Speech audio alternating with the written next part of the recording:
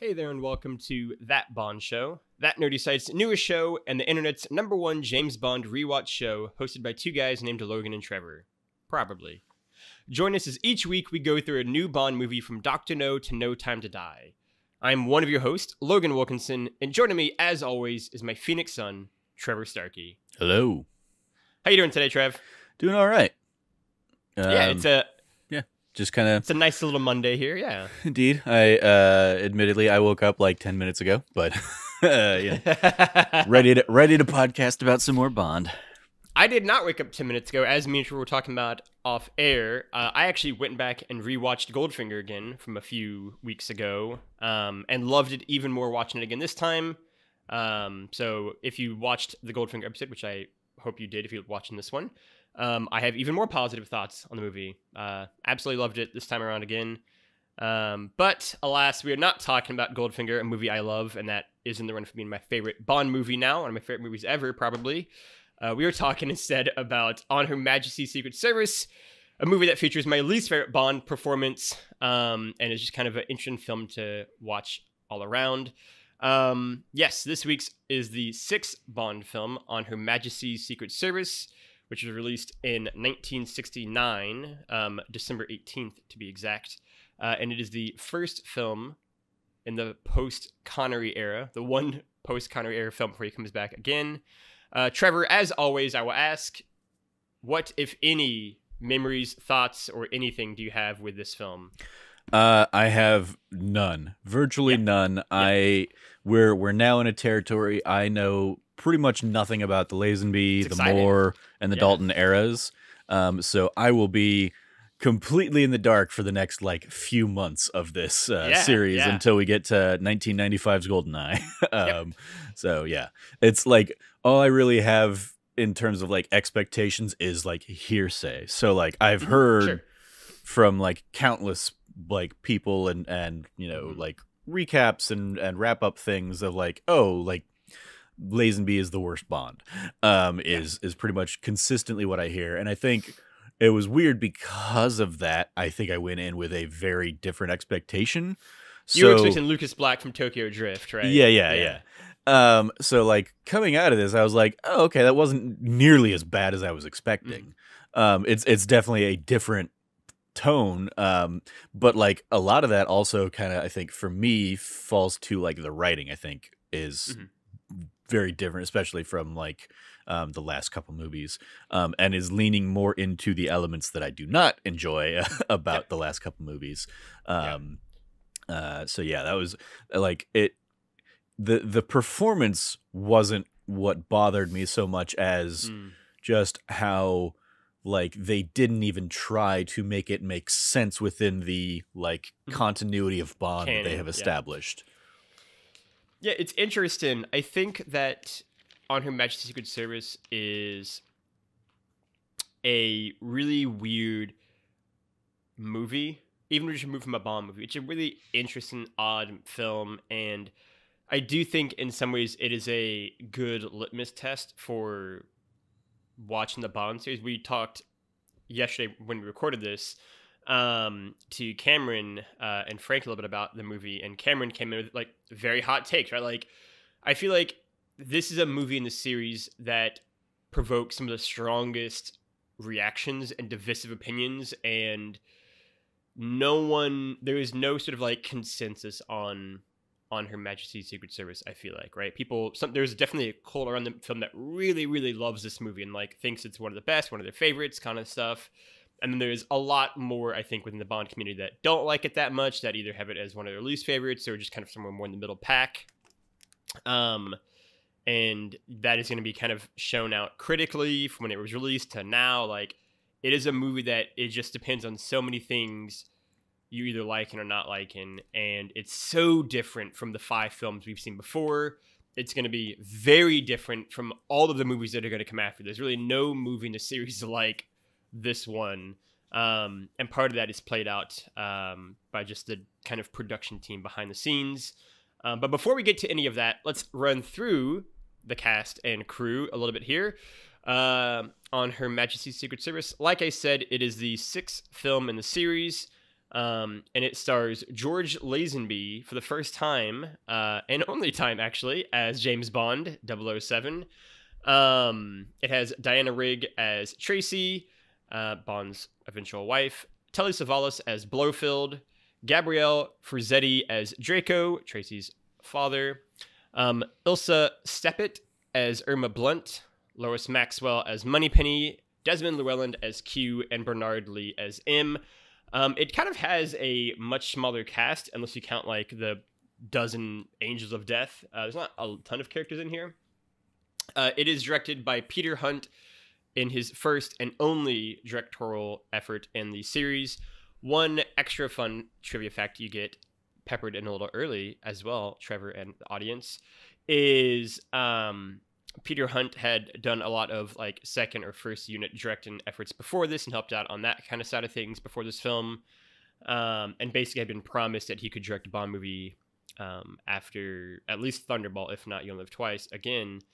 But what I find really interesting about this is going to be the last Bond movie from basically the next one in 1971 all the way through 1989.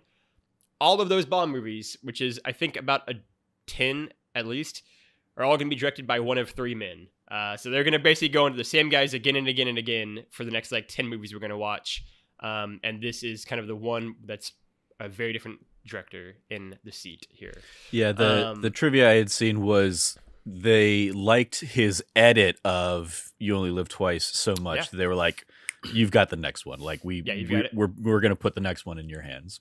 And he did it, and then they brought back Guy Hamilton. And they're like, maybe you should stick to editing. Yeah, right. The Blast from the Past section here, we have Richard Nixon as the president now. Harold Wilson is still the PM in the UK. I double-checked that. It was correct last week as well. Touching on a long-running theme within the Bond films, Apollo 11 touched down on the face of the moon, with astronauts Neil Armstrong and Buzz Aldrin becoming the first humans to step foot on the surface of the moon. We finally made it there. We've been talking about the space race and the lunar surface a lot in the Bond movies so far. We finally did it. My favorite recurring feature so far in the Blast from the Past section, the Boston Celtics yet again won the NBA title, their 11th now, just racking them up. And the Beatles took part in the recordings for what would become the album Let It Be, featuring the documentary Get Back, and took part in what would be their last live performance on top of Abbey Road in January of 1969. In September, they released the last album they ever recorded together as a band, and also my personal favorite album of all time, Abbey Road. In the trivia section, George Lazenby, at 30 years old, was the youngest actor to ever portray James Bond. He beat out Sean Connery's effort in Dr. No by 2 years. On Her Majesty's Secret Service was also, of course, Lazenby's only turn as 007. At over 2 hours and 20 minutes long, the movie is also the longest Bond film until 2006 with the release of Casino Royale. So this is the longest you're going to have to sit through one of these movies for like 4 months here, Trevor. So you got that to look forward to.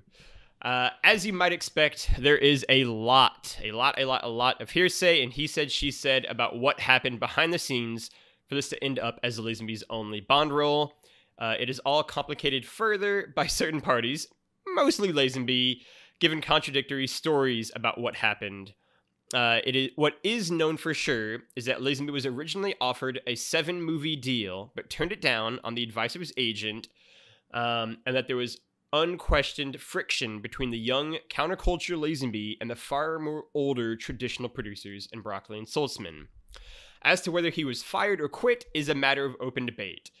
For what it's worth, in my own personal opinion and take, I think it's a little bit of both. I think by the time Lazenby showed up for the film's premiere in a full beard and shoulder-length hair, the die was pretty much cast on this. Virtually any talent from Lazenby says that by that point, he decided to either quit or be fired from the role. From Broccoli and Saltzman's point of view, Lazenby was an arrogant, youthful actor with no regard for anyone else. The decision for Lazenby not to come back for another movie was fairly obvious for all parties. Again, as I kind of touched on there is a lot of different stories, we will put it, from George Lazenby over the years, including as to whether or not he regrets it being his only one. There's also been a lot of different answers on that front. Even within this best of, or not best of, like making of documentary, there are a lot of different stories that don't all align with each other on what led to Lazenby's departure. But largely it seems to come down to two things you kind of see recurring, which is the friction between Lazenby and the producers on what Bond should be and who Bond should be and how they should handle the press side of things. And then also Lazenby, largely on the advice of his agent, kind of thinking that the espionage spy thriller was a passing fad, and that in the 1970s, in the wake of movies like The Graduate, which was referenced a lot by Lazenby in a lot of different interviews, he thought that these kind of movies were going to fade away pretty quickly. And so he stepped away, or again, decided to be fired for that reason. It's really up to who you want to listen to. There's also a 2017 documentary on George Lazenby that also has its own take on this. Again, we will probably never know for sure, but I sort of think by the time of the premiere, everyone was sort of on the same page. Whereas ads for You Only Live Twice had pointedly touted Sean Connery is James Bond, the marketing for this movie was significantly reduced for its focus on Lazenby. This was the last time, or only, depending on how you want to look at it, that the name of the actor playing Bond appears below the title, and in several ads for the film, there was an image of a faceless Bond. Since Lazenby was a virtual unknown at the time, they focused on the character of James Bond rather than Lazenby. This treatment has continued to the present day with how his name is packaged on various Bond content, including the Blu-ray box set that myself and Trevor have. If you look in the little fine print there, he's listed, again, not in the before the title sequence there either, but afterwards on that box set. And is also given the short shrift a lot on any sort of anniversaries of the films. On Her Majesty's Secret Service is the favorite movie of directors Steven Soderbergh and Christopher Nolan, as you can very evidently see in the last act of Inception. It is also possibly the Bond movie whose reputation has most improved critically, and among some fans, I should specify, since its release. Going from a mixed reception and being the lowest performing movie for the series at the box office since From Russia with Love, to now being regarded by many as one of the 5 or 6 best movies in the series. They're all wrong, but it's okay. With IGN now ranking it as the 8th best in the series, EW the 6th, and MSN the 5th, among other online rankings. This is the only Bond movie entirely set and filmed in Europe, and the last film in the series to feature an instrumental theme over the opening credits. Probably couldn't figure out how to get On Her Majesty's Secret Service into a piece of music, I would imagine. Meanwhile, the film's title theme of We Have All the Time in the World by Louis Armstrong would be the last thing he recorded. Sort of. There's also some discrepancies there as well. And just extra fun facts, I thought. This is the last time until For Your Eyes Only that Bond is going to toss his hat onto a coat rack. I just to jump in off that one, I took a note while I was watching this one. I was like, oh, Lazenby's doing the hat thing. Okay, continuing that trend. And then I was like, I wonder how many takes over the course of filming all the James Bond movies there are of attempting those shots. The hat rack. Or even the toss all the way to Moneypenny in this one too. That's even further than the usual coat rack. Well, that one I imagine is just done through camera trickery. Like Lazenby throws it, towards the camera, and then there's a shot. There's the reverse shot of somebody, just Moneypenny just being thrown a hat. The most famous story from Lazenby's time as Bond is, of course, how he was able to get himself the part of Bond. Lazenby went to the same tailor and barber that worked with Sean Connery, and also then scoped out that same barbershop to make sure that producer Broccoli would be there as well at the same time, so they could bump into each other by pure happenstance. This allowed Lazenby to secure a screen test, at which time he then, on just completely real, punched the guy he was working with in a scene in the face, but it was so impressive in doing so that he secured the role of James Bond afterwards. So shout out to the stuntman who took the blow for that one. And then an extra fun trivia fact, I thought, just a little bit of history. Both Timothy Dalton and Roger Moore were each approached as possible options for James Bond after Connery's departure in You Only Live Twice, with Harry Saltzman planning on using Roger Moore to follow up as 007, and according to some reports, even have the next movie be The Man with the Golden Gun, which would, of course, happen 3 movies from now. As for Dalton, he was strongly considered and possibly even offered, according to the making of the Living Daylights documentary, but turned it down due to his age, with Timothy Dalton being all of 21 years old when Sean Connery left the role in 1967. He thought he was too young and inexperienced to take on the role. This is going to start one of my favorite recurring trends of the Bond series, is how every single Bond almost became Bond before they actually did. A weird bit of like destiny to each of the James Bond selections. So there's all that fun stuff. And now we've got the 0070-second recap. I didn't time myself on this one, actually. I forgot to do it, so I have no sort of idea of how long it's going to take. But if it runs a little long, then we'll give Lazenby a little bit of extra time here. Yeah, I'm going to guess 1:40 based on just how much you have written here. 1:40, Trevor's going. All right. Here we go. A driver in a hurry rushes past James Bond with a fresh haircut. After seeing the car stop at a beach and the woman walking into the ocean, Bond runs in to save her. Afterwards, the two meet again at a casino and make their introductions. Bond is taken to the woman's father, who is revealed to be Draco, one of Europe's biggest baddies. Draco makes an offer to give Bond info on Blofeld in exchange for marrying his daughter. Bond finally goes back to MI6, threatens to resign after being pushed off the Blofeld mission, empties his desk of knickknacks from prior movies, it's the same James Bond, and then leaves on 2 weeks holiday thanks to Moneypenny. Bond and Tracy meet again at the birthday party, finally really hitting it off and having a fallen in love cute montage. Bond discovers Blofeld is trying to pretend to be a count, poses as an expert, and heads out to Switzerland. Blofeld is running a clinic to help people with allergies and also cut off his earlobes and get some plastic surgery. Bond meets the clients of the clinic and also Irma Blunt. Nothing happens really for about 40 minutes, and then Bond is uncovered, escapes out of the clinic, runs into Tracy before they speed off together and escape the baddies. After running into a blizzard, they stop at a farmhouse. Bond proposes to Tracy, she accepts, and then they go skiing the next day before Blofeld starts an avalanche and captures Tracy.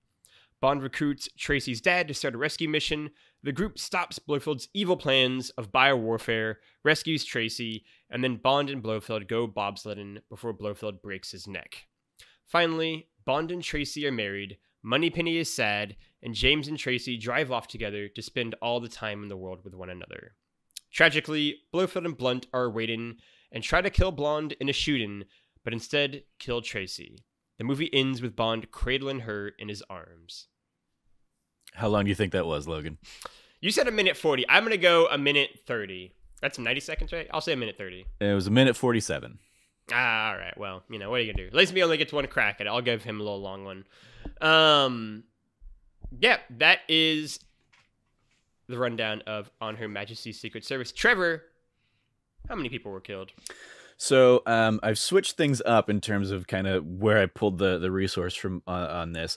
I want to give a shout out to alloutofbubblegum.com that basically has like a body count breakdowns for tons of movies, including all of the Bond movies. I found them because I did a little bit more digging and found a Guardian article from, I think, pre-Skyfall that was basically like, it was breaking down how many, people died for each Bond outing and how many people did each James Bond kill, kind of thing. Mm-hmm. And so it kind of led me to this as like the source of their data. And so it's basically just like a fan site that like has people submit and that go through and kind of watch these movies and do like thorough, like, rundowns of the people who died in kind of each scene. So this is one, admit it, like I'll still give you kind of the broad option of like how many like primary named characters does James Bond kill over the course of the movie. But then I do also now have kind of a more thorough like, and here's how many henchmen he kills, if you want to guess that as well. So I love it. Yeah, this movie, So I'm not counting the two guys who get beat on the beach as killed. He just knocked him out, I would say, basically. So and also don't have names, but for the broader one, he didn't kill them. So really, I don't think James kills. And the movie's first act, not a lot is going on, really. So I don't think he kills anyone the entire first act of the film. And then we're all no, because he doesn't kill the guy in the hotel room either, because he walks up later on, has like the knife blade on his side. So then we get all the way to Switzerland, and there he also goes a long time without killing people. Wow, he goes a really long time without killing people. Wow, in fact, I don't know. Oh, this is an interesting one. So my prediction for how many named characters James Bond kills is gonna be 0. And then my prediction for how many other generic characters Bond kills, really, he doesn't kill anyone, I think, until, like, you get to the scene of, like, them assaulting his Gloria, and then it's just, like, a random assortment of guys. So, like, I'm going to go with Bond kills, like, 5 people in this movie, pretty much all at the end, because I'm not counting the skier who falls in the ski, like, grinder thing as, like, a kill for him. I'm going to say 0 named characters and 5 overall. Give yourself a bonus point for this one, Logan, because you nailed both spot on. Yeah. Hell yeah. No named characters killed by Bond. Like the original site I'd looked at was like Braun is shot by Bond. I'm like, who the hell's Braun? And it's like he's just one of the henchmen. Somebody gave him a name of Braun or whatever. So that that is not a thing. The only like the named characters that die here. Campbell, Tracy, who I did not know was a named character. I just kept calling him Blonde Shadow the entire time. Yeah. But he's killed by Blofeld. Grunther is stabbed in the fight with Tracy, impaled. And then Tracy is shot by Irma Blunt. And then yes, the henchman deaths. So nobody dies until the like mountain accident, quote unquote, that kills Campbell, where we see him kind of like hanging upside down as Blofeld basically threatens Bond. Bond does throw 2 skiers off the mountain in the downhill ski chase. After he like loses one ski and then like falls again and then just takes his other ski and just like whacks people in the face, and they fall for such a comically long time. And then in the mountain assault, he throughout the mountain assault, he basically shoots 3 assorted henchmen. I was begging the money on that one. That's crazy. Yep.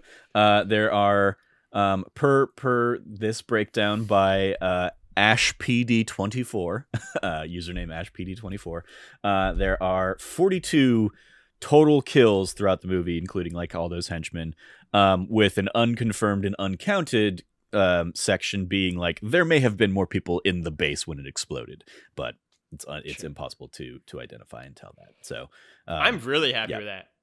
Yep. I have probably peaked right there, but I am very happy with that. That will put me at 4-2, and predictions. I think I've gotten like the last like 3 right, so I'm pretty happy with that. But that was a perfect one across the board. I'm really happy with that. Wow. Okay. Very nice. And also, maybe I'd be really curious, but it might be the only Bond movie in the entire series where Bond doesn't kill a named character. There's only like 1 or 2 I think it's even a possibility. Very interesting. Yeah, I mean, like one of the other trivia things I saw was like it's definitely the first movie where this happens, and it might be the only one where it happens, where Bond doesn't kill like either the main bad guy or the henchman, or their biggest, their big bad henchman. That's a really good point. Yeah, like their second in commands. So the fact that he doesn't kill either of those, keeps his like named character like big bad kill count at 0. So the only movie that you could maybe argue on that I like immediately think of would be actually when we just did and You Only Live Twice, right? Like it depends on who you count as a henchman, right? Because like he kills Hans, but he doesn't kill either Helga Brandt or Soto, right? And so like it's argued like who's the main henchman he wouldn't kill in that one. He doesn't kill Blofeld either, right? But like that's the only movie that I can think of where he didn't kill either one. That's like when I say like main henchman, I'm thinking like any of the second in commands kind of thing. So I would count Hans in that still. That's a really interesting thing to think about. Trevor, What did you think about On Her Majesty's Secret Service? So like I said, this, I think I went in with like such low expectations just based on how you've talked about the movie and how so many other people have kind of talked about the movie.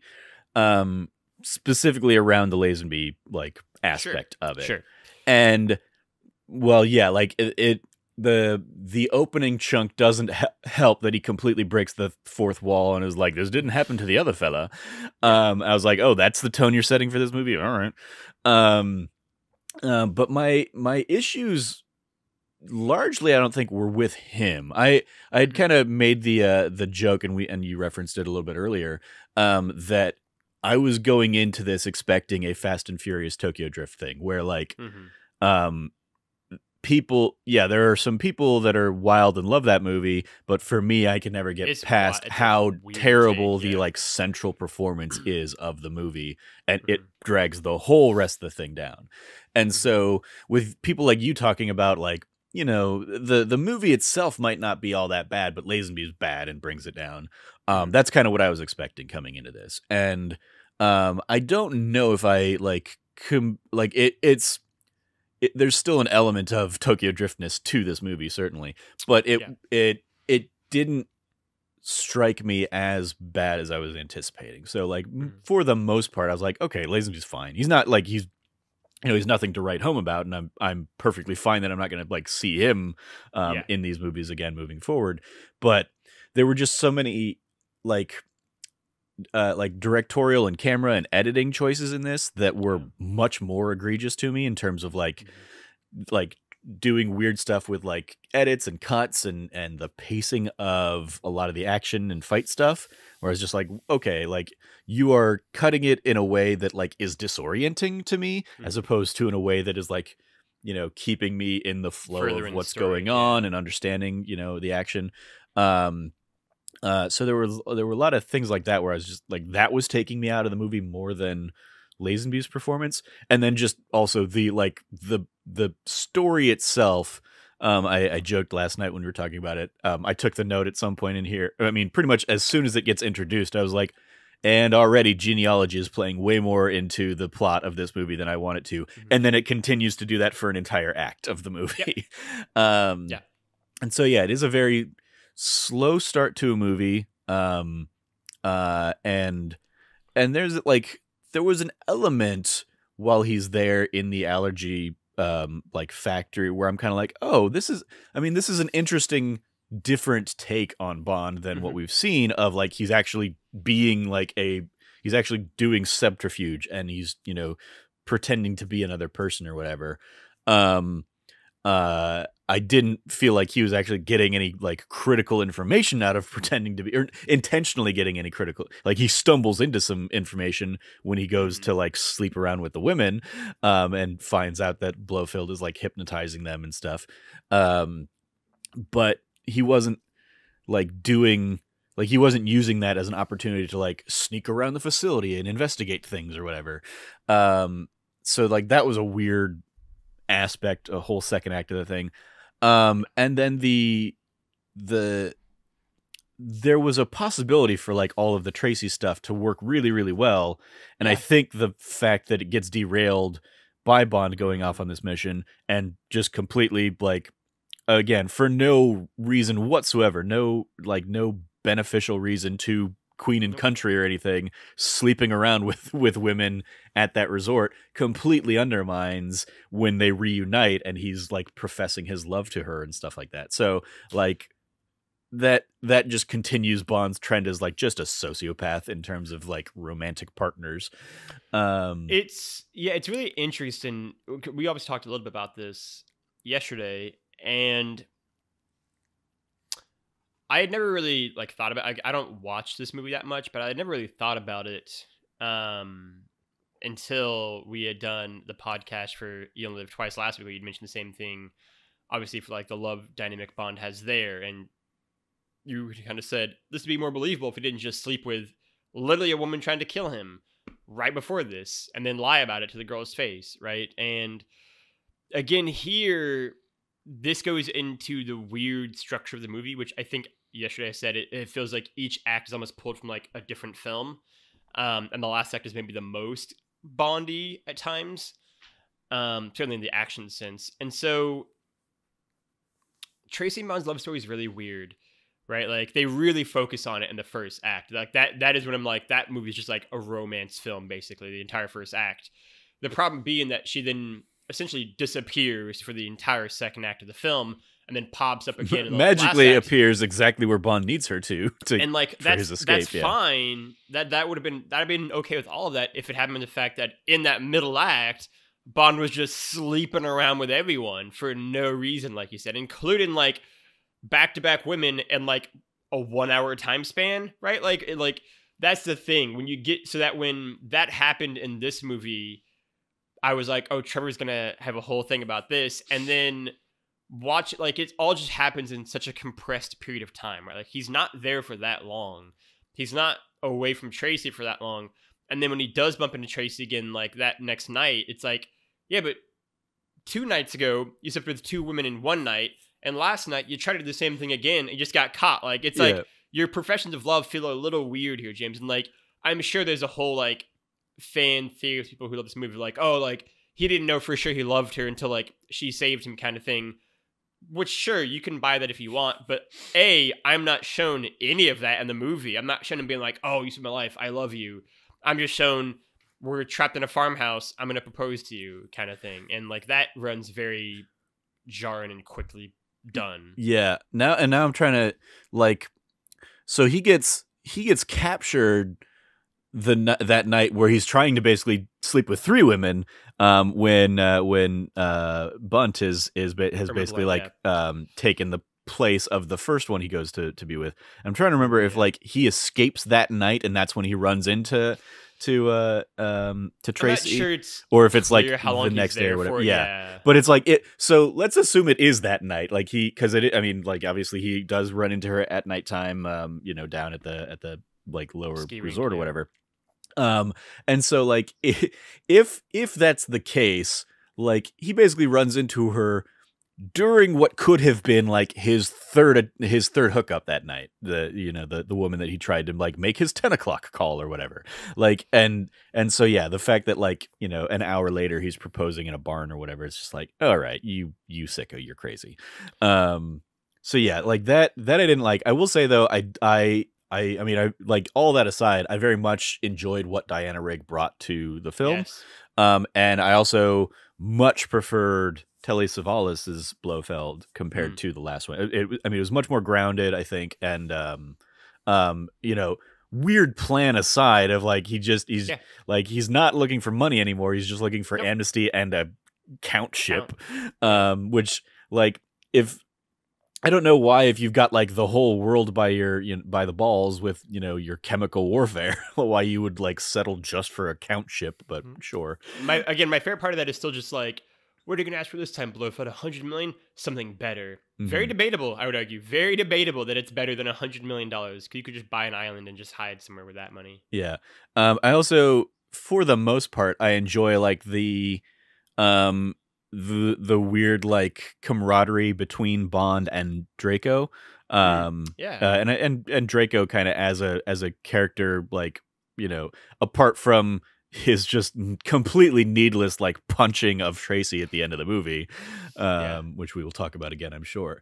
But like, so I liked the central cast. Yeah. Lazenby, hit or miss, take or leave, whatever. But yeah, there were just so many other elements where I was just like, oh, okay, like this was a very slow movie, and then like, okay, now we're gonna just do a whole shit ton of skiing stuff in the Alps, and bobsledding and all that, like those other elements. I was like, okay, well, they definitely like, backloaded the action of the film in this one, as we kind of alluded to with the complete lack of like kills and stuff in the lead up to that final like mountain sequences. But yeah, it was just a weird movie overall, but I didn't hate it as much as I was expecting to, based on kind of the expectations that were set for me. Yeah, I think it's a strange movie. Like, I definitely don't like Lazenby's performance. And I think part of that is like, he's not given another film to figure out that character a bit more, right? So like he doesn't have the chance, right? Like Dr. No is not Connery's best turn as Bond, and you know, or a lot of the other actors, you know, kind of grow into their roles more. Roger Moore is a prime example of that, who kind of grew into his version of Bond over a few films. And so like there is something to be said for like, this is his only film, he only got one crack at it. But also, on the flip side of that is that's all we have to judge him on. And I think that I don't think he's Lucas Black in Tokyo Drift bad, but I do think he's not good. And I do think that the bar is higher because I do think all the other Bonds we've sort of been really lucky with, they're all really good, I think, for the most part. Roger Moore is maybe the one who's the next most shaky, but even he, I think, grows into that role over time. And so Lazenby kind of has to go against that. And of course, he's sandwiched between arguably the two most famous Bond actors in Connery and Moore, who combined to do 13 movies over like 25 years. And so he's got this one weird, like, I'm here for a minute, guys. And so he's kind of have to deal with being sandwiched between those two giants. But I just don't like this interpretation of Bond, I think, that much, right? Like, we've talked before about like a petty Bond not being either of our favorite versions of Bond, right? And I think this is an especially petty Bond. I think this is an especially like playboy version of Bond, literally using like line for line the same thing to get like the women to sleep with him kind of thing. Like the weird playboy scene that like is there for a reason, but like in the moment you treat it as like Bond is just really horny this entire film, and like his relationship with Tracy is strange because I think Diana Rigg is fantastic in this movie, and we'll get to in a little bit, but like I think she's pretty easily the best, well, not maybe easily because Honor Blackman was great as Pussy Galore, but is, I think, the best Bond girl we've had so far. But I think their chemistry is very hit or miss. Like some scenes, I think they're really good together, and then others, not so much. And I think really the entire central cast, I actually like, right? Like I agree with you on that front. We're like, I think Telly Savalas is fantastic as Blofeld, right? Like if he gets more to do, to be fair, than obviously the prior film, but I think he utilizes it so well, and he's such a weird mixture of like charm and creepy and intelligence, and yeah, I think he just is great in the movie. I think Draco is fantastic, like very much a like throwback character in a lot of ways, but like he has really good chemistry with Lazenby. Maybe the only character film that has like really genuinely great chemistry with Lazenby like the entire time through it, I think. And yeah, like I think all of those elements work well. I just think the central wheel of like, I don't like James Bond's character that much. Both Lazenby's performance and also what they do with the character sort of hampers it. And I think the second act is really, really strange. Like I think the first act, you can argue, is very slow and not a lot happens, but like I'm here for that if that's the way we're going to go for this being, you know, a love story Bond movie and him falling with Tracy kind of thing.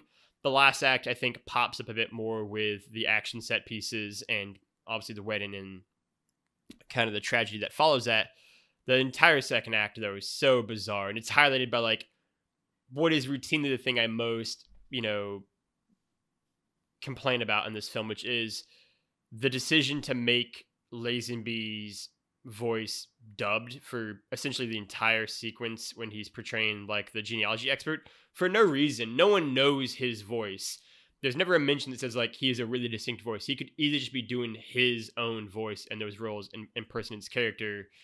And I've never liked the dub. I think this to me is when I think of like dubbing in the Bond series that's good or bad, I always point to this first as like this is just a not good dub. Because the fact that it's for the main character and it lasts for so long, and it's so, I think, glaringly noticeable, always takes me out of it. And so whenever we get to the second act, I'm always just like, oh yeah, like it's just not good. And it's so unnecessary. It's interesting because I didn't know that was a dub until after the fact. And so none of that took me out. And like there's an element of it that I am not yet watching this just first time out. I'm not familiar enough with what Lazenby's Bond sounds like even to really be able to distinguish between Bond and the like Sir Hillary accent he's doing. Yeah. So like I was just like, oh, like I guess it sounds a little different, or like, and like especially when it's like introduced that he's, or like when the idea is broached of like the girls saying like, oh, I didn't think you liked women, or I didn't think you liked girls. I'm like, oh, so he's supposed to be like a little bit more foppish in this. Okay, so like I started like, I guess, a little bit hearing it then, but like for that whole sequence, yeah, it was like, that didn't take me out of it at all because I was unaware of that. It's sure, again, it's the Cavill mustache kind of thing of like, if you know what you're looking for, then yeah, you might be more inclined to pick it up. But as somebody who was in the dark on that, I was just like, oh, like, especially because what I went in expecting, and I don't remember, like, I think this was just I mistook a conversation maybe you and I had or something like that, was I went in expecting an Australian pretending to be British, and then that British character pretends to be German for half of the movie or something like that. And so like I was expecting something even way more egregious. And so when it's just like, oh, the British character is pretending to be another British character, I was like, oh, okay, then this isn't nearly as bad as I was expecting. And so yeah, it didn't, like, none of that like really played into taking me out of the performance. It was just like, for me, it really was more like, I don't understand how any of this helps him get to the bottom of the mystery he's after. He's just trying to sleep with these women because he got called into a dinner with, 14 women of different nationalities, basically. And now he's just horny as fuck. I do have to say, I'd be remiss, Shravia would kill me, if I didn't point out the fact of the Angels of Death sequence. All of those women in general, very dicey, we'll go with. Oh, yeah. The scene of all of them just, like, eating their national foods, and the Indian woman is just straight up eating plain naan and nothing else. The Chinese woman is just eating a bowl of plain rice and nothing else in it. It's just like, oh, okay, sure, fine. That's all right. I mean, yeah, that's definitely... None of them get names. It's just like generic Indian woman, generic Chinese woman, generic, like, here's a black woman, here's a blonde, brunette, and, like, redhead. It's like, all right, that's what we're doing, I guess. Yeah, that's definitely in my, like, in the, like, this did not age well, kind of thing, because it was just like, oh, like, it was bad throughout the movie, but then, like, when the credits are rolling and they're just named, like, after their country of origin or whatever, I was just like, nope, fuck you. Yep. They don't have any names. It is really bizarre. And, like, again, we talked about this yesterday a little bit, like, off air. This is one of, if not the Bond movies that is the most close to the actual novel. Like, this is almost, like, word for word at times what the novel is. And that leads to weird continuity errors where, like, Blofeld and Bond don't recognize each other immediately. Which doesn't make any sense off of what we just saw in the prior film, right? And, like, Bond is like, I'm pretty sure that it's Blofeld. He just cut off his earlobes, but it's like, he's not 100% sure about it. And Blofeld doesn't recognize Bond at all. And that doesn't make any sense unless you realize the fact that this book came out before the prior film's book. And so, like, that's what we're doing here. We're just not going to ask any questions about it. And there are just, like, weird things that happen throughout that. There are a few, like, things that are referenced that don't make sense in the context of what has come beforehand. And even the scene of Lazenby, like, opening the drawer and, like, playing with all of his gadgets, there is very noticeably nothing from You Only Live Twice. And so it's like this weird thing of, like, this movie almost, like, slips back before that one. Yeah, that was a weird...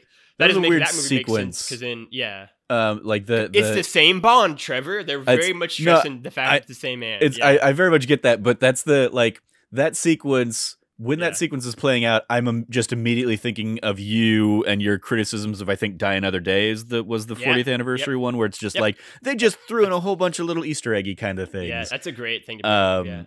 So yeah, like seeing that, and I'm like, oh, okay, there's Honey Rider's knife, there's the watch from just Red all Grant. in the drawer in his desk. There's a rebreather from Thunderball. Yeah, I don't think there's anything in there from Goldfinger either, which Goldfinger is the, like, was the kind of the anomaly in terms of, like, oh, it doesn't play into the Spectre story. But so actually the little Goldfinger thing they were able to slide in is it's amazingly stupid.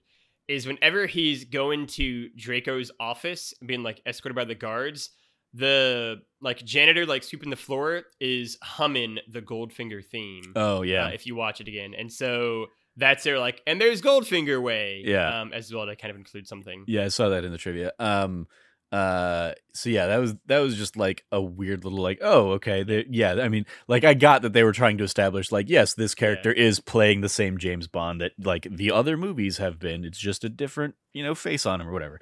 But it was just, yeah, it was such an odd thing. And also underneath the mango tree is like playing underneath that scene in his desk. And I was like, is that like I was like looking around the screen. I'm like, is there like an actual source for that music that he's just listening to? Nope. They're just like, I wouldn't have even caught it if I didn't have the subtitles playing, because like I couldn't hear it really. So it was like I was like, okay, well, that's weird. Like I don't know why they included that. Apart from like to help establish that, hey, this is like a look down memory lane, but they also did that in the opening credits thing. Like they instead of doing like their own unique sequence on this, it's just like a flashbacks of like all these other characters from all the movies beforehand.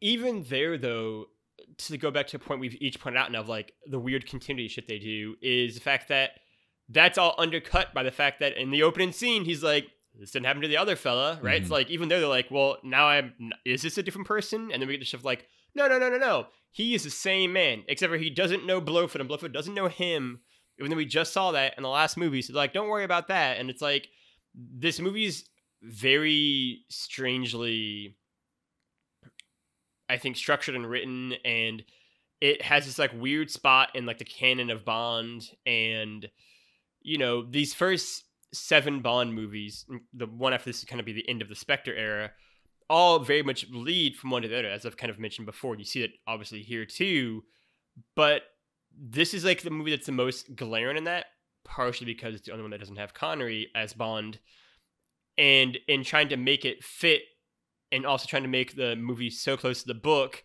it leads to weird things that don't necessarily work. I don't know, like I think it's a really strange movie, right? Like my opinions on it aren't as strong as Cameron's were yesterday, who, is really does not like this film, it seems like. I don't think, that strongly of the film, right? Like I think the movie is fine mostly. I think there are elements of it that work. I think there's scenes that work, but I think it unquestionably feels very un-Bond at times. And then even when it like leans into like, this is James Bond moments, it like doesn't hit the right balance a lot, right? And maybe to your point, that is not an issue with Lazenby as much as it is with the writing and directing and the editing.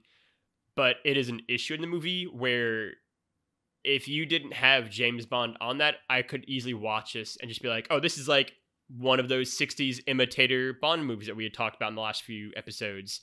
And it would almost work better as that kind of a movie than a James Bond film, because they don't strike the right tone a lot. And yeah, I mean, I think it is a movie that has this really big, ambitious story to tell, but also wants to do it in like a really modest, more serious style. And those kind of clash a lot of the times. And for me, the biggest issue of the movie, if it's not Lazenby and his performance, it's easily the pacing. This movie is paced so strangely, right? Like the first act is very slow, and it's setting up this relationship between Bond and Tracy.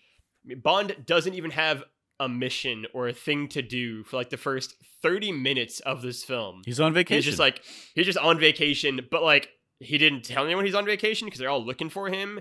And then, he goes back to MI6, and then sorry. So no, I was saying he's on vacation after Moneypenny pulls the switch and doesn't submit his resignation. That's the thing, like even beforehand, he's just like chilling at a hotel, and like no one knows where he's at there in like the opening, because like M is like, whenever you find out where Bond is, we're gonna tell the PM immediately, right? It's like he just like is kind of incognito for like an hour of the film, basically, either on vacation afterwards or on vacation beforehand, just hanging out with like Tracy and her dad.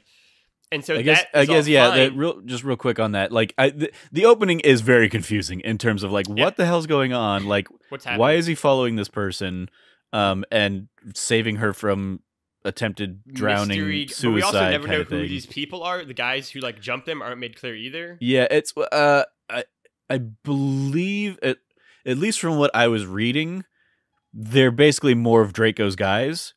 Like they're Draco's guys trying to get Tracy. And one of them I think is supposed to even be the I think the black guy that Bond fights in the hotel, but like he ended up like not wanting to learn the fight choreography for that beach fight, so they just like they recast him, and that film or that sequence was like shot at the end of the film. Sure. So they recast him with like the stuntman, stunt coordinator to just do that fight. But they couldn't pull him out of the movie entirely because they'd already shot like the wedding sequence or whatever where he was in attendance kind of thing. So yeah, but I'm pretty sure those guys are just Draco's henchmen. But yeah, that's not made clear of in the film at all what's going on. And even there. because even they're like, that's what I've always assumed, that like it'd be weird for them to be Draco's henchmen because one literally has like a knife and is like grabbing Tracy by like the hair at her, right? So like that's like a really aggressive way for like the dad to be like, get my daughter, in like this very like threatening way. So then I'm also like, is it like a rival criminal gang who's like competing with the dad? Because like that would also work and sort of make more sense. But then if that is the case, they just never mention it. They just like never mention that entire beach sequence ever again. It's like this weird like dream sequence almost that happens, and then it's like, and we're off to the races now, of nothing really happening for the first act. And then like again, that's fine, but you would expect the second act to then kind of ramp up, but it doesn't really either. It's almost at like the same pace of just like, we're just gonna kind of bum around the clinic for like 40 minutes and like just sleep with women and not do really anything else. And like Bond is sort of a spy, but also, like you said, only really learns what's going on because he sleeps with a woman he shouldn't be sleeping with, and it just like happens to be there afterwards when like the hypnotic stuff happens. So, like the entire first 2/3 of this movie are very slow and just kind of like build into essentially his escape from the clinic. Yeah. And then like it really starts going from there. But like for 2/3 of the movie, it is a very slow paced film. He does MacGyver his way out of his own room. That's true. I was like, I took Breaks that note. little, like, yeah, and I was like, well, eraser. I guess technically it wouldn't be him MacGyvering. It's MacGyver is bonding when MacGyver does it. Obviously, given the timeline of events, but yeah, that was like it was like the first two acts are very much all like putting all of the pieces in place for the final act. But yeah, it doesn't work as well as it could or should. Sure. But we will go from there. Trevor,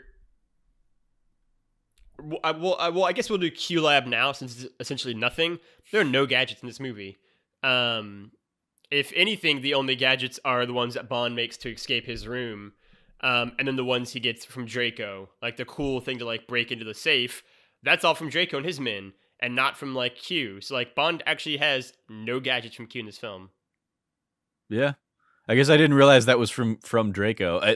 Obviously, like in part because I kind of forgot that Draco's like cover is that he's like, oh, the construction guy or whatever. Yeah. So like you see he's like a name on like the construction tower. Yeah. So like I just thought it was like, oh, they're using the construction site off across the street to like get him his Q equipment or whatever. But yeah, like Q like it was very jarring in that like there was just no real reason for Q to be in this movie apart from like I did appreciate his kind of bonding moment with Tracy at the end of like keep giving him shit, he deserves it. Basically and that being like the one thing that they can kind of join forces over, and Desmond Llewellyn continues to be fun, but it was it was very weird of like, oh yeah, they just completely like forego that element of this movie, and it's like the reason, of course, being that there are no gadgets in the books. None of the books have gadgets. It's not like none of Ian Fleming's novels do that, and so there isn't a role for that character. The character doesn't exist, right? Q isn't in the novels, and so that's why we get this weird thing of like, oh, but we like Desmond Llewellyn a lot. He's a great guy, so like we're gonna put him in the movie at the wedding just to have him there, essentially. So that's the Q Lab. It's nothing. For Villain's Corner, Trevor. Or no, wait, excuse me, I stand corrected. Trevor, what are the earmuffs moments that have or haven't aged well? So yeah, like starting off with one that I think has aged well is the like the like chemical warfare, bio warfare, like subplot, Yeah. like that has just become like one of the go-to, evil bad guy plots in movies, even through to this day. So like that was potentially seemingly ahead of its time, coming up with that as an idea. But yeah, as far as like the stuff that does not work well, all of the like completely pointless and needless like assaults on Tracy, be it Bond slapping her, be it Draco just punching her to get her on the helicopter or whatever. Like all that was some Super Bowl when the guy in the movie that treats her the best is Blofeld. That's not great. That's not a great look. So yeah, that was all rough. We already talked about like all of the like angels of death, just the blatant racism kind of across the board there, and the complete lack of characters that they have, that they are just their ethnicity or nationality, is not a great vibe. I made the note, Lazenby much more brazenly gropey with Moneypenny. That I was like, oh, that's absolutely workplace assault. I don't care if Moneypenny like, goes for it or whatever. It's still like, nope, you don't just grab somebody's ass. It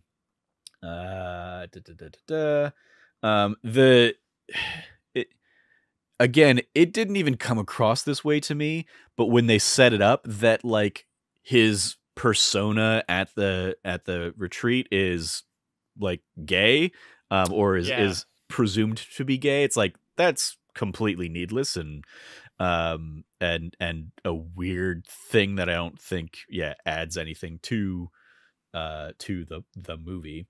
So at least they didn't go like completely over the top, like foppish and super stereotypical with it or whatever. But like I don't know if what he's doing that scene is super stereotypical for 1969 England. But yeah.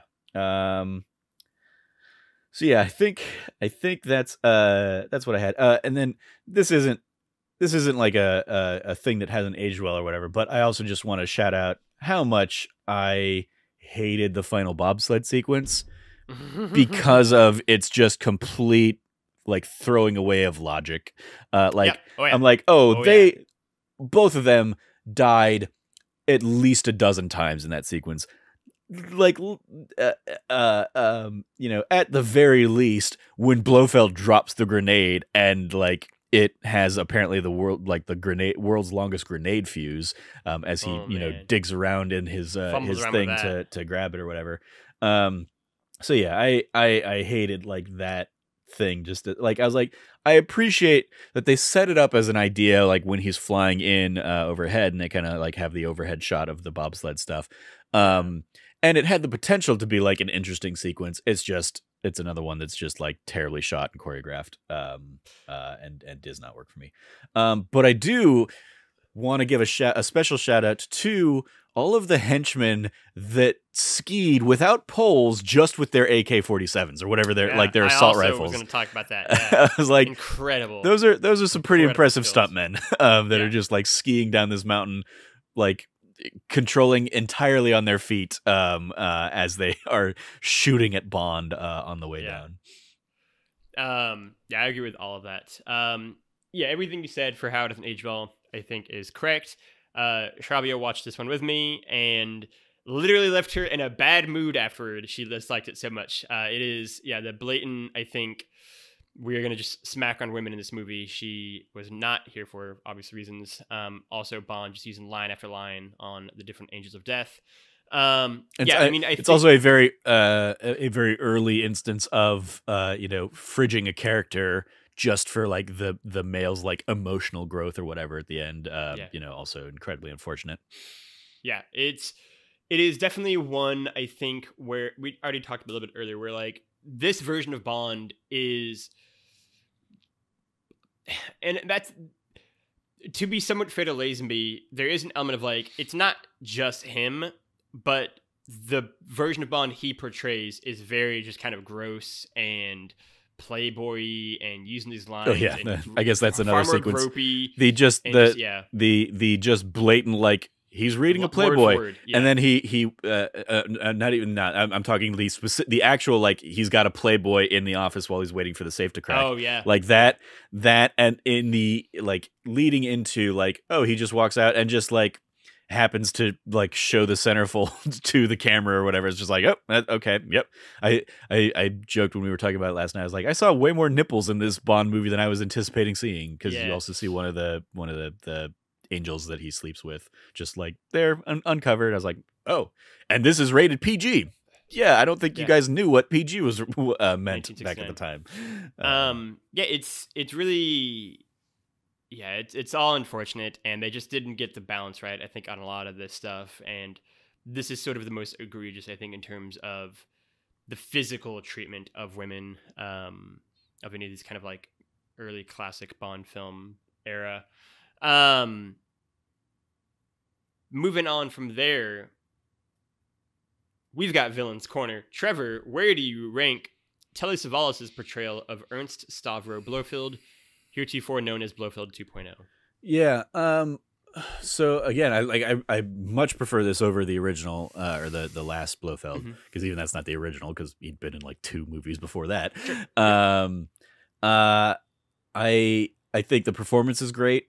Again, his evil mastermind plot, little like strange. Okay, whatever. Yeah.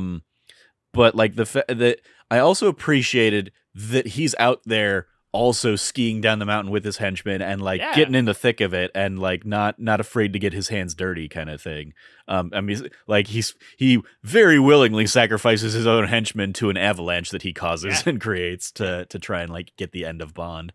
It's like, if you knew you were going to do that, why did you send those three after? Like, you just wanted those guys are just the ones that performed poorly in their recent evaluations, aren't they? And you just were like, well, this is just going to be easier than giving them a severance. Easy cost cutting measure. Exactly. Yeah. So I like all that. Like I probably put him up above Red Grant under or Goldfinger. Because I think I thought he's like as a standalone, I think he is easily the best actor they've actually had, like as one of the villains. Because he could actually deliver and perform the entire role, as opposed to like everybody else being dubbed or whatever underneath. I guess not. I guess I'm just thinking of Goldfinger that was like also dubbed or whatever. But I think Goldfinger's like plan was a more creative and ingenious kind of idea, versus like the means that Blofeld was like ready to go about this plan were far more interesting than the ends that he was like after attaining, like using the chemical warfare and like hypnotized like female assassins. Like when they got introduced in the first scene that they're getting introduced in, I was like, oh, okay, this is going to turn into like the why Austin Powers created fembots. I was expecting them to be fembots basically. And they're like, sort of like that, but just not actual robots. Yeah. But yeah, it was very much and there was also an element of like, oh, it would have been way more interesting if Blofeld was using them specifically to target against James Bond, because Bond is, a known playboy kind of in that in the spy world or whatever. So like if they had been like specifically set up to be foils for Bond, that would have been far more interesting than they actually end up being. Yeah. So like ultimately his plan kind of like is a little bit more lackluster for me than Goldfinger's, but I think kind of everything else elevates him to that like number 2 spot for me. That's really interesting. Okay, so yeah, this is gonna be a fun one. I love Blofeld. Both just the character as a whole. Again, obviously, my favorite look-in of any of the Bond villains in the entire series is Donna Pleasance's Blofeld in the prior film. The scar, the everything. That's what I think of when I think Blofeld. Telly Savalas is great in this movie. Like him and Diana Rigg carry so much of this film, and I think his Blofeld is great. Right? Like I totally agree that It is a great portrayal. His plan is ridiculous and absurd, and it skates a thin line of being like, all right, yeah, I'm on board, versus like, I don't know, that's a weird thing you want to get. But it mostly pulls it off. The final bobsled sequence, like you said, is truly bizarre and really not great. So that's sort of unfortunate. The way he goes out is sort of kind of an unfortunate conclusion to it. But so often throughout the film, I think he's great. I loved like the very brief scene we get between him and Diana Rigg. I think is really great. Yeah, so I mean, I totally agree that Blofeld is really, really good in this movie, and Telly Savalas is really, really good. I would also have Goldfinger ahead of it, but to be fair, I literally just watched Goldfinger again today, so it's very fresh in my mind. But that's a great performance. For me, it's sort of a question of whether or not it's above or below Red Grant, because I do love Red Grant so much in From Russia with Love. But I'm totally content to have this version of Blofeld be second, because he obviously is the main protagonist and gets far more screen time than Robert Shaw did as Red Grant. Yeah, I think Red Grant was great, but like so much of Red Grant is like menacing, silent figure until like his 10-minute sequence kind of near the end of the movie or whatever. Sure. And like that sequence is great, but like this Blofeld is being that over a much more stretched out kind of time frame, and also does deliver like the. Obviously his henchman really delivers the shot, but like he's around to like deliver, the fatal blow to Bond kind of at the end of killing Tracy. Moment, yeah. So I mean, he doesn't win his original plot, but he definitely defeats Bond. He gets a victory over Bond. So I think, I totally agree. We will slot in Blofeld 2.0 for Telly Savalas at number 2. And Art Goldfinger takes the top spot. Red Grant is third. Odd Job is number 4. Donald Pleasance's Blofeld is 5th. Emilio Largo is 6th. Where's the Club is 7th, and Dr. No is at the bottom of the list. Even though, again, we like Dr. No. There's no bad Bond villain performance yet that we will have. I'll just give it a week. And so, that is the ranking right now. After that, Trevor, what did you think of the music of On Her Majesty's Secret Service? It was interesting. Like when the title sequence came up and it was like back to just kind of instrumental stuff, I was like, oh, this is okay. We're back to doing this again. Okay. And then when We Have All the Time in the World came on during like basically the montage of Bond and Tracy, I was like, oh, okay, that's again kind of looking ahead to No Time to Die.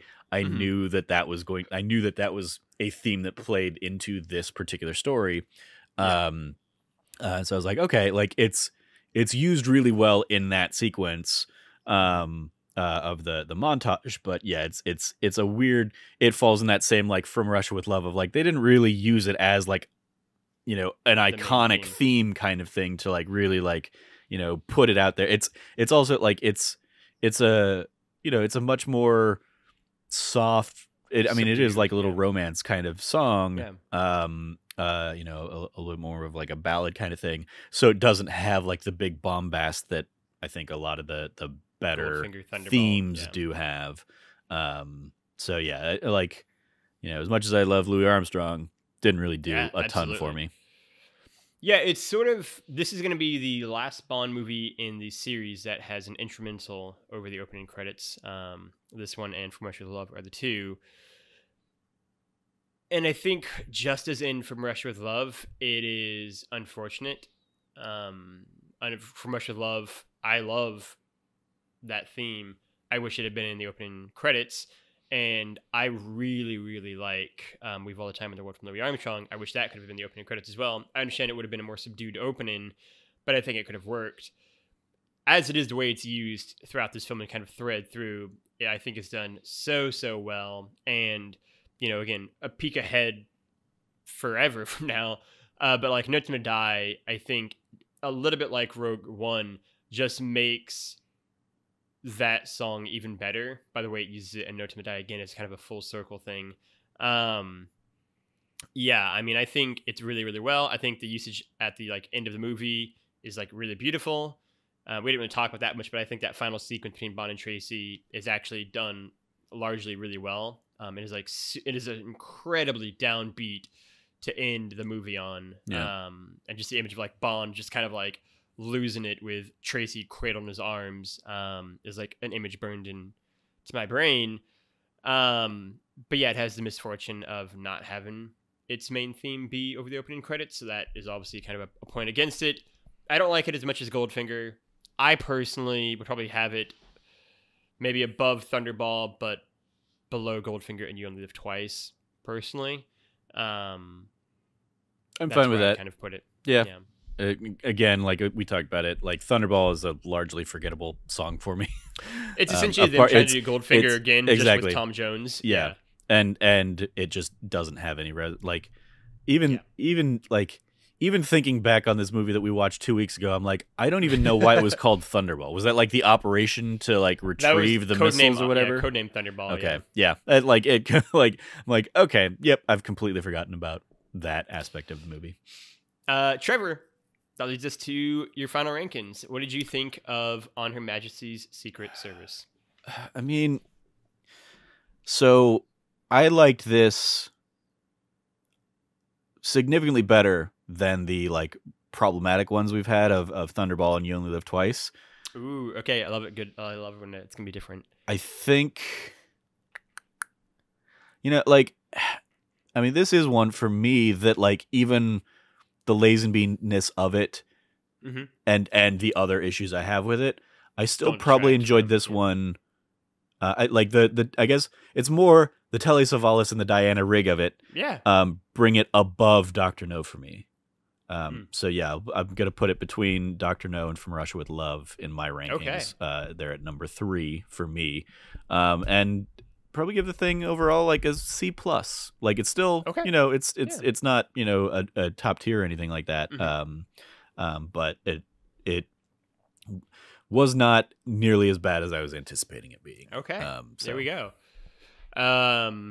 We love it. Yeah, for me, it's such a weird movie. Like looking at this ranking, I could honestly put this movie in like 3 different spots, I feel like, and I'd be like, that makes sense. Because part of me is like, there are elements I really do like about this movie, right? I really do like Diana Rigg, and I really do like Draco's characters, and I really like Telly Savalas' Blofeld.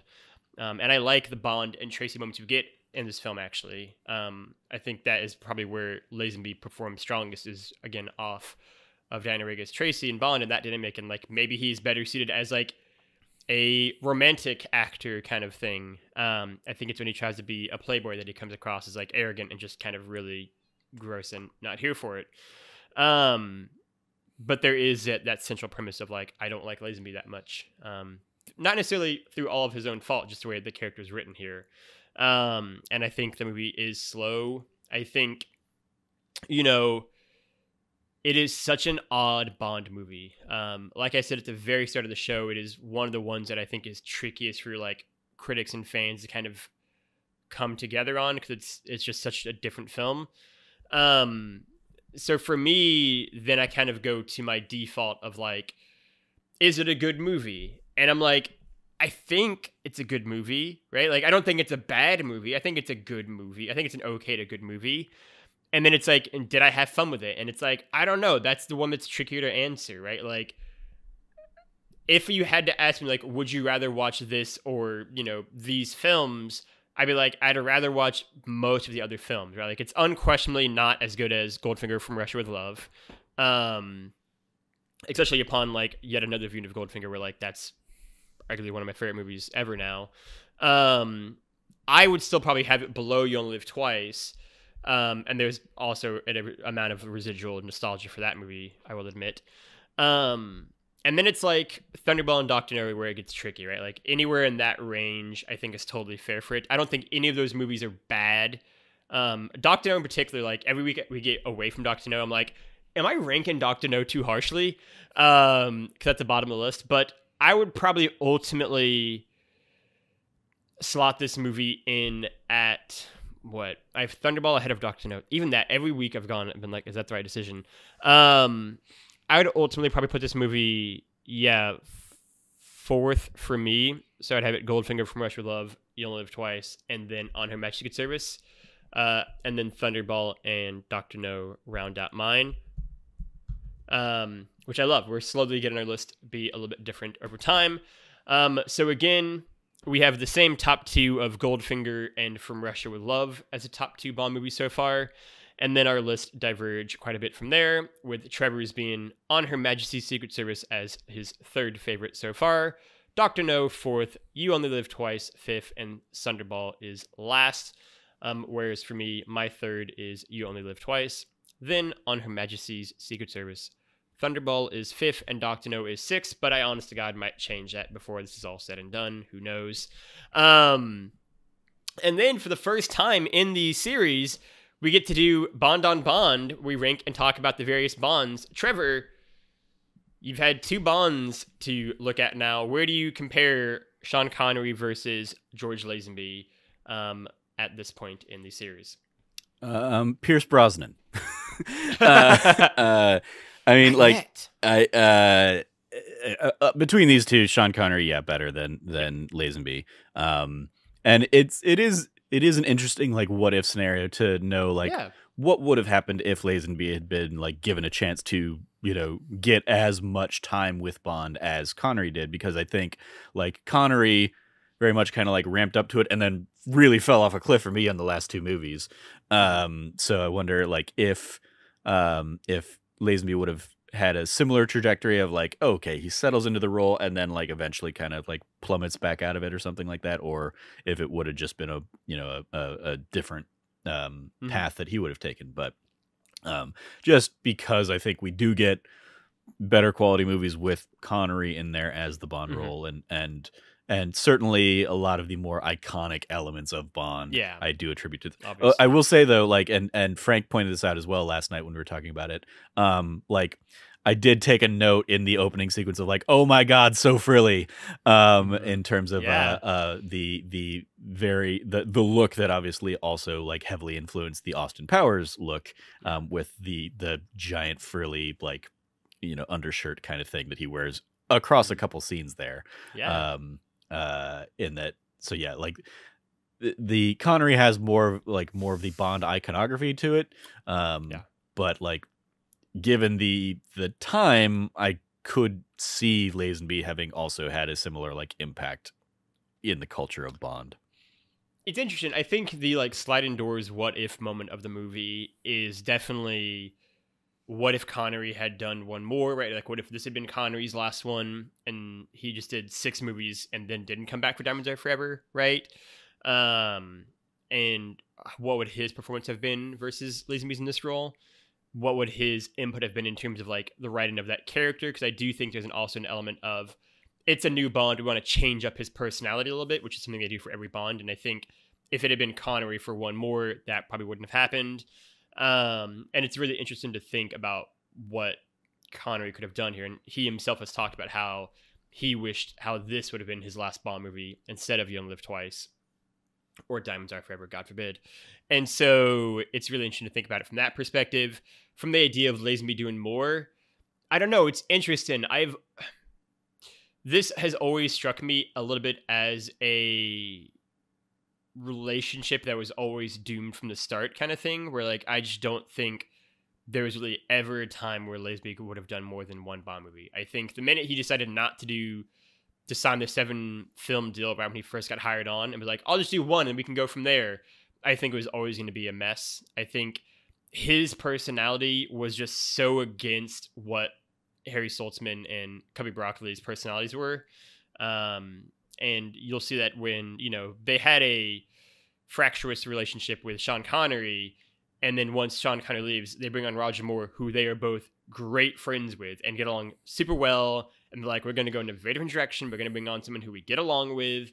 And I just think that in the best case scenario, Lazenby would have been like Timothy Dalton. And he maybe would have gotten, like, one more movie, and that would have been it, right? Like, I just don't think he was ever going to be a Bond for 5, 6, 7 movies like Connery or Craig even, or more. He just felt so different from what the production, I think, team wanted. And so it is so interesting, though, to think about, like, what if we had gotten him for more? What if we had gotten him not at all in this movie? It had been Connery, right? Because I think the fact that it is his only movie and he's sandwiched between the two actors he is, it does just kind of diminish his role so much. Because even Dalton gets at least one more film, right? He gets one more crack at the role. And, you know, I think that allows Timothy Dalton to be taken a bit more seriously than Lazenby. And so there is a lot to be said for the fact that this is only a movie, and how do you factor that in? But yeah, I mean, for me, obviously, I have Sean Connery ahead of George Lazenby. Sean Connery is my favorite Bond. But I will say that Lazenby is not all bad in this movie, and that I do think he is strongest in his, like, romance scenes with Tracy. If only he had been in a different movie and didn't have to do the other stuff, he could have really thrived. And it is unfortunate, the ramifications of his decision to quit / be fired from this film, because it will destroy his entire career. He's basically blackballed out of Hollywood. And so that is also unfortunate. But that is where we have for Bond on Bond right now. We will get one more peek at Sean Connery next week. But before we get into that, we've got some outros to run through. You can, if you like what you just saw, head over to youtube.com/thatnerdysite, where you would already be at, and like and subscribe to the video. Leave a comment. Tell us why we're wrong or right about George Lazenby and this movie, and share your thoughts on it and all of the prior films and episodes we've done so far. You can also go over to thatnerdysite.com and check out all of the latest reviews, features, podcasts that go live over there, as well as the written feature for each one of these episodes I will have as well, giving my thoughts and more kind of fleshed out review of the film. Otherwise, you can go to podcast services around the globe and like and subscribe to the feeds. Give us 5 stars on iTunes. Tell us what you like about us. Leave us some comments and reviews. It really does help bump us up in the algorithms. Otherwise, you can go find Trevor J. Starkey at Trevor J. Starkey on the internet. Trevor, anything that you want to plug or shout out? Yeah, I will shout out the day we're recording this is the day that our Game of the Year, 4.5 hour epic podcast for 2021 went live. So you can go check that out if you have not already. It's a few weeks old, but that's out there on That Nerdy Site show. And if you don't want to listen through us go through our 10s and our 9s and our 8s and 7s and all that, you can also just skip to the time code at the end to just get the kind of the quick snapshot. Like, here's That Nerdy Site's top 10 games of the year. Mm-hmm. So you can go check that out, as well as any other Game of the Year content that we've put out there. Mm-hmm. I will agree to all that. You can go find me at Lefty Logie or Lefty Loggy, Loggy on the internet. I will echo that. By the time you listen to this episode, it'll be February. But go check out all of the Game of the Year content we will have, including the podcast, including written top 10s from all of us as well. All the fun end of the year stuff will be rolling throughout the rest of January, pretty much. Like I mentioned, you can also go check out the written reviews for all of these.